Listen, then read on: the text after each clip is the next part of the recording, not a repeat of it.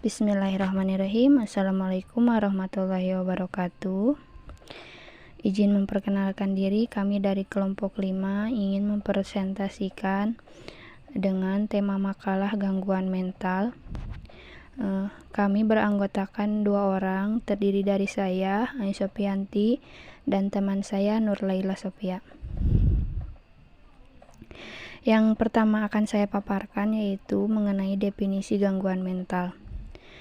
Gangguan mental adalah keadaan yang melibatkan gangguan pada fungsi otak yang dapat menyebabkan perubahan kepada proses pemikiran, perasaan, dan tingkah laku seseorang yang mengakibatkan gangguan untuk menjalani aktivitas seharian dengan baik. Gangguan mental dapat mengganggu kehidupan sehari-hari dan menimbulkan banyak masalah dalam keberfungsian sosial, seperti tidak dapat bekerja sama dengan orang lain atau menjalin hubungan dengan orang lain. Selain itu, kondisi ini dapat terjadi sesekali atau berlangsung dalam jangka waktu yang lama. Kemudian, ada jenis-jenis gangguan mental. Penyakit mental memiliki jenis atau tipe berbeda yang juga akan berpengaruh terhadap tingkat parahnya penyakit. Di antaranya yang pertama, paranoid. Terkadang ada saatnya manusia berhadapan dengan perasaan tertekan, ketakutan, atau kesedihan. Perasaan yang terlalu kuat dari itu akan menimbulkan gejala awal depresi atau anxiety disorder. Dan hal tersebut dapat mengganggu kehidupan sehari-hari dan bila juga merusak hubungan sosial dengan orang lain. Dan dalam kondisi yang lebih parah, seseorang dengan gejala ini dapat berhari-hari tidak mau keluar dari kamar dan tidak mau berhubungan dengan dunia luar, serta tidak peduli akan kesehatan badannya. Yang kedua, skizofrenia. Skizofrenia biasanya terjadi pada usia muda antara akhir usia remaja hingga 20-an akhir. Penyakit ini merupakan gangguan pada kemampuan kognitif, emosi, dan tingkah laku yang masih belum ditemukan pasti penyebab terjadinya. Tanda-tanda gejala orang yang menderita skizofrenia adalah yang pertama, delusi. Delusi ini penderita tidak mampu membedakan realita dan khayalan.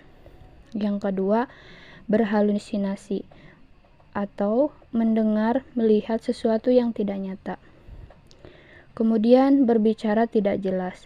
Tidak mampu berbicara dengan baik, seperti memberikan jawaban yang tidak sesuai dengan pernyataan yang ditanyakan dalam percakapan sehari-hari. Kemudian gejala negatif. Yang dimaksud di sini, gejala negatif tersebut tidak berjalannya fungsi emosi manusia. Seperti misalnya berbicara datar tanpa nada atau ekspresi wajah. Kemudian yang ketiga, bipolar disorder. Bipolar disorder adalah kondisi di mana ada ketidakjelasan antara perasaan manik atau euforia dan depresif. Penderita bipolar dapat seketika merasa senang luar biasa dan kemudian secara tiba-tiba merasa depresif, bertolak belakang dari apa yang dirasa sebelumnya, tanpa ada sebab yang jelas. Yang keempat yaitu ADHD. Penyakit mental ini biasanya disebut dengan gangguan pemusatan perhatian dan hiperaktivitas. Menyebabkan penderitanya kesulitan memusatkan perhatian, menjadi terlalu aktif atau hiperaktif, dan cenderung bertindak tergesa-gesa tanpa berpikir panjang atau impulsif. Yang kelima yaitu OCD atau Obsessive Compulsive Disorder. Adalah gangguan mental yang mendorong penderitanya untuk melakukan tindakan tertentu secara berulang-ulang. Yang keenam yaitu kecemasan. Cemas adalah perasaan yang timbul ketika kita khawatir atau takut akan sesuatu. Rasa takut dan panik adalah hal yang manusiawi. Setelah beberapa waktu, kita biasanya merasa lebih tenang dan nyaman. Rasa khawatir dan takut dalam batasan tertentu dapat membantu menjaga kita, bahkan melindungi dari mara bahaya. Akan tetapi, ada kalanya rasa cemas membuat keadaan terasa lebih buruk dari yang sebenarnya dan membuat kita kewalahan. Yang ketujuh yaitu depresi. Depresi adalah salah satu bentuk kondisi kesehatan mental yang dialami banyak orang dan seringkali muncul berbarengan dengan kecemasan. Depresi bisa ringan dan sementara, atau berat dan berkepanjangan. C. Gejala gangguan mental. Nah, banyak orang yang mengalami kejanggalan-kejanggalan yang terjadi pada mentalnya, seperti merasa stres, depresi, takut, maupun gelisah. Nah, kondisi tersebut dapat dikatakan sebagai gejala awal dari gangguan mental. Namun, dapat dikatakan sebagai sebuah gangguan mental apabila perasaan tersebut sudah melewati batas kewajaran, sehingga mengganggu keberfungsian sosial dan dapat berpengaruh pada menurunnya kondisi kesehatan mentalnya dan juga jasmaninya. Dan yang paling penting sudah diperiksa oleh ahlinya. Jadi diharapkan untuk tidak ada judgement pada diri sendiri untuk gangguan mental ini. Nah, gejala-gejala gangguan mental menurut Hawari pada tahun 2001, untuk gejala gangguan mental yang ringan ya, sebagai berikut, seperti perasaan khawatir, merasa firasat buruk, takut dan pikirannya sendiri, juga mudah tersinggung. Ada juga yang merasa tegang, tidak senang, gelisah, dan mudah terkejut. Yang ketiga, ada yang takut sendirian, takut pada keramaian dan banyak orang. Yang keempat, ada yang memiliki gangguan pada pola tidur dan juga memiliki mimpi-mimpi yang menegangkan. Yang kelima, terdapat gangguan konsentrasi dan juga daya ingat. Sementara gejala orang yang mengalami gangguan mental berat yaitu biasanya orang tersebut tidak bisa menjalankan kehidupan sehari-harinya dengan normal. Terkadang bicaranya yang tidak menyambung, perilakunya yang menyimpang, dan juga terkadang sering mengamuk. Adapun untuk gejala-gejala penyakit secara spesifik itu tentu berbeda satu dengan yang lainnya. Selanjutnya, faktor penyebab gangguan mental. Penyebab gangguan mental ini tidak disebabkan oleh satu penyebab tunggal saja, akan tetapi beberapa penyebab sekaligus dari berbagai unsur itu yang saling mempengaruhi dan kebetulan terjadi bersamaan. Lalu timbullah gangguan mental ini. Salah satu faktor-faktor yang mempengaruhinya yaitu ada faktor genetik. Pada anak-anak yang memiliki riwayat keturunan gangguan mental cenderung akan lebih mudah terkena gangguan mental meskipun hingga saat ini belum ditemukan adanya gen tertentu yang menyebabkan terjadinya gangguan mental. Kemudian untuk yang kedua ada faktor konstitusi. Konstitusi pada umumnya menunjukkan kepada keadaan biologik seluruhnya, termasuk baik yang diturunkan maupun yang didapati kemudian. Misalnya bentuk badan atau perawakan, seks, temperamen, fungsi endokrin, syaraf, jenis darah, dan lain sebagainya. Kemudian yang ketiga ada cacat kongenital. Cacat kongenital ini sejak lahir ini dapat mempengaruhi perkembangan jiwa seorang anak, terlebih yang berat seperti retardasi mental yang berat. Nah, akan tetapi pada umumnya pengaruh cacat ini pada timbulnya gangguan mental ini terutama tergantung pada individu yang menderitanya, bagaimana ia menilai dan menyesuaikan diri terhadap keadaan hidupnya yang cacat atau berubah itu.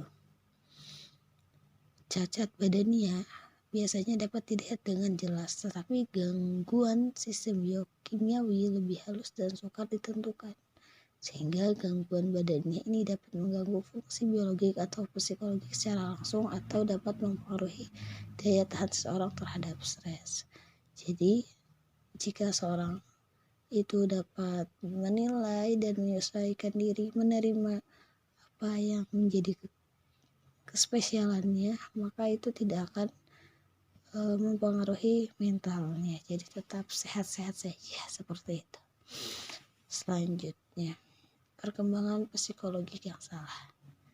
Nah, untuk perkembangan psikologis yang salah Ada seperti ketidakmatangan atau fiksasi, yaitu individual gagal berkembang lebih lanjut ke fase berikutnya. Yang kedua, tempat-tempat yang lemah. Istilah ini mungkin dimaksudkan tempat-tempat yang ditinggalkan oleh pengalaman yang traumatik sebagai kepekaan terhadap jenis stres tertentu. Kemudian yang ketiga, distorsi, yaitu bila individu mengembangkan sikap atau pola reaksi yang tidak sesuai atau gagal mencapai integrasi kepribadian yang normal. Kita akan membicarakan beberapa faktor dalam perkembangan psikologik yang tidak sehat. Salah satu yang tadi, perkembangan psikologik yang salah. Kemudian yang kelima, ada deprivasi dini. Nah, deprivasi dini atau deprivasi maternal atau kehilangan asuhan ibu di rumah sendiri, terpisah dengan ibu atau di asrama dapat menimbulkan perkembangan yang tidak normal. Deprivasi rangsangan umum dari lingkungan bila sangat berat ternyata berhubungan dengan retardasi mental. Kekurangan protein dalam makanan, terutama dalam jangka waktu lama sebelum anak berusia 4 tahun pun dapat mengakibatkan retardasi mental. Kemudian yang selanjutnya ada pola keluarga yang pentagonik. Dalam masa kanak-kanak, keluarga memiliki peranan yang penting dalam pembentukan kepribadian. Hubungan orang tua dan anak yang salah atau interaksi yang patogenik dalam keluarga sering merupakan sumber gangguan penyesuaian diri. Kadang-kadang orang tua berbuat terlalu banyak untuk anak-anak dan tidak memberikan kesempatan anak untuk berkembang. Ada kalanya juga orang tua yang berbuat terlalu sedikit dan tidak merangsang anak itu, tidak memberikan perhatian, bimbingan, dan nasihat yang dibutuhkan seorang anak. Bahkan terkadang ada orang tua yang mengajarkan nilai-nilai atau pola-pola yang tidak sesuai dengan moral dan juga agamanya. Sebuah penelitian di Jawa yang dilakukan oleh Febrianti Wijayanti dan Munjiati pada tahun 2009 menemukan bahwa terdapat hubungan yang signifikan antara tipe pola asuh keluarga dengan kejadian skizofrenia. Sekitar 69 dari responden penderita skizofrenia diasuh dengan pola otoriter. Jadi keluarga yang memiliki pola pengasuhan otoriter yang termasuk membatasi setiap gerakan dan juga pendapat seorang anak yang harus fokus ikuti aturan orang tua tanpa memberikan kesempatan anak untuk menyampaikan pendapat dan keinginannya. Itu ya, keluarga otoriter. Nah, dengan keluarga otoriter ini sekitar 16,7% diasuh dengan pola permisif, pola keluarga yang tidak terlalu menekan, mengekang, dan lain sebagainya. Nah, penelitian lain yang dilakukan oleh Erlina, Suwandi, dan Pranomo di Sumatera Barat tentang determain faktor timbulnya skizofrenia menemukan bahwa pola asuh keluarga patogenik mempunyai risiko 4,5 kali untuk mengalami gangguan jiwa skizofrenia dibandingkan dengan pola asuh keluarga tidak patogenik. Dan mungkin teman-teman bertanya-tanya pola asuh patogenik itu seperti apa. Nah, ini dia ciri-cirinya. Biasanya keluarga dengan ciri-ciri sering melindungi anak secara berlebihan karena terlalu memanjakannya. Kemudian melindungi anak secara berlebihan karena sikap berkuasa dan harus tunduk saja. Kemudian yang ketiga, sikap penolakan terhadap kehadiran si anak. Yang keempat, menentukan norma-norma etika dan moral yang terlalu tinggi. Yang kelima, penanaman disiplin yang terlalu keras. Lalu penetapan aturan yang tidak teratur atau yang bertentangan. Ciri selanjutnya, perfeksionis dan ambisi cita-cita orang tua yang terlalu tinggi bagi si anak. Kemudian ayah atau ibu mengalami gangguan jiwa atau psikotik dan non-psikotik. dan juga adanya perselisihan dan pertengkaran antara kedua orang tua, terutama perceraian ya. Itu salah satu ciri-ciri keluarga patogenik. Semoga kita terhindar dari keluarga yang seperti itu, amin. Kemudian yang keenam ada pemahaman dan keyakinan agama. Nah, ini salah satu faktor yang cukup penting juga, karena faktor agama juga berkontribusi terhadap kejadian gangguan mental ini. Beberapa penelitian telah membuktikan adanya hubungan ini. Sebuah penelitian etnografi yang dilakukan oleh Tandedi di Jawa Tengah melaporkan bahwa lemahnya iman dan kurangnya ibadah dalam kehidupan sehari-hari berhubungan dengan kejadian gangguan jiwa. Sebuah penelitian di tahun 2011 maksud kami juga telah menemukan adanya hubungan antara kekuatan iman dengan kejadian gangguan jiwa. Pada pasien yang mengalami halusinasi pendengaran, halusinasinya tidak muncul kalau kondisi keimanan mereka kuat. Ya, alhamdulillah itu bagian faktor-faktor selanjutnya pada perkembangan anak gangguan mental. Biasanya faktor resiko psikologis penyakit mental pada anak-anak ini antara lain ada harga diri yang menjadi rendah, citra tubuh yang buruk, kecenderungan sangat kritis terhadap diri sendiri, dan merasa tidak berdaya saat menghadapi peristiwa yang negatif. Hal ini dapat membuat anak-anak dengan masalah kesehatan mental memiliki prestasi pendidikan yang lebih rendah, keterlibatan yang lebih besar dengan sistem peradilan pidana, dan lebih sedikit penempatan stabil dalam sistem kesejahteraan anak dibandingkan dengan teman sebayanya. Itu ya, jadi cukup berpengaruh. Kemudian yang terakhir, penanganan gangguan mental. Kalau ada anak yang mengalami gangguan mental, lalu apa sih yang harus kita lakukan? Nah, menurut Undang-Undang 2014, selain aspek pelayanan dalam penanganan gangguan mental telah ditetapkan sebagai sumber daya dalam penyelenggaraan, diantaranya sumber daya manusia, fasilitas pelayanan, perbekalan, teknologi, dan produk teknologi, serta pendanaan. Jadi tidak perlu khawatir, karena menurut undang-undang ini sudah dijamin ya, pasti dibantu untuk penanganannya. Kemudian untuk pelaksanaan upaya kesehatan jiwa juga harus berdasarkan pada asas keadilan dan peri kemanusiaan.